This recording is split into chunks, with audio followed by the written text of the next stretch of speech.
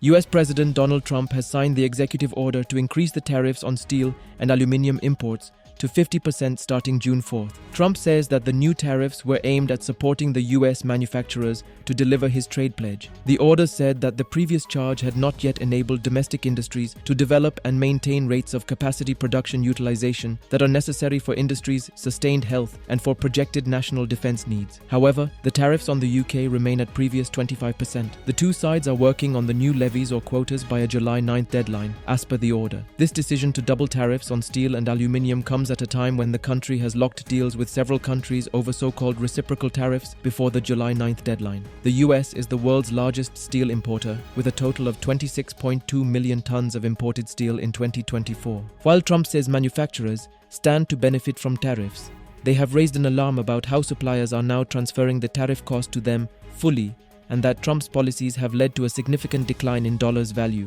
Tariff increase is anticipated to affect sectors including auto and household goods. This charge will lead to higher prices for consumers. Since steel and aluminium are imported into the US, are essential materials for producing essential items to electronics. Costs will increase for companies involved in construction and transportation, and packaging cost for canned products will increase, leading to consumers paying more for grocery. Analysts say that the tariffs will force US steel prices further upwards. As per reports, steel prices have risen by 16% since Trump took office in mid-January. Canada and Mexico are the biggest exporters of steel to the US, with other major sources including South Korea and Brazil.